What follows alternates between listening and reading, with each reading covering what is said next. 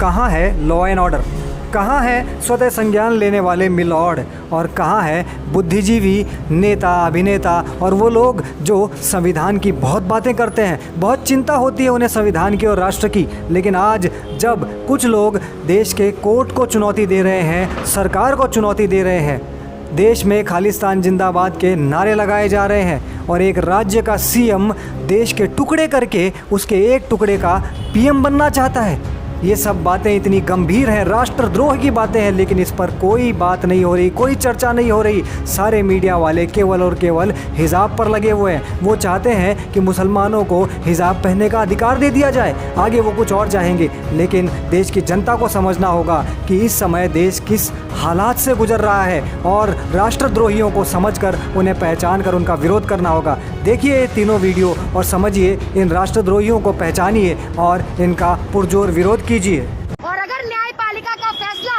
हमारे हक में नहीं आता है और हमारे लिए नहीं आता है हमारे हिजाब के हक में, तो हम धरना प्रदर्शन करेंगे और कसम खुदा की एक ऐसा प्रोटेस्ट होगा पूरे हिंदुस्तान में और हिंदुस्तान के बाहर कि ये दुनिया देखेगी, जिसकी गूंज दूर दूर तक जाएगी।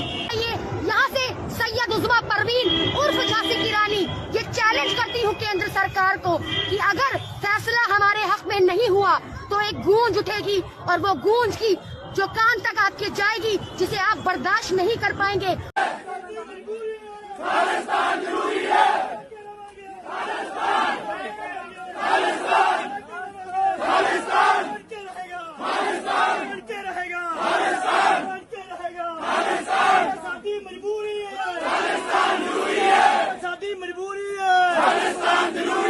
मैं सदा कहता हूं पंजाब कोई राज्य नहीं है, पंजाब एक भावना है, पंजाबियत एक भावना है पूरी दुनिया में।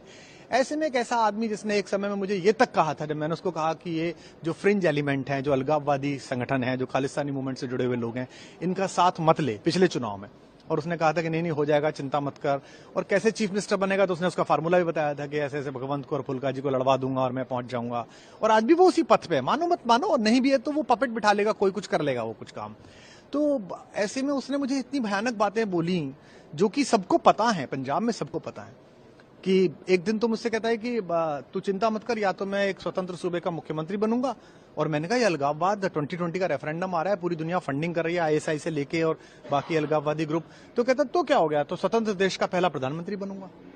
मतलब जिस आदमी के थॉट में इतनी ज्यादा अलगाववाद को लेके वो हो कि किसी भी कीमत पे बस मुझे सरकार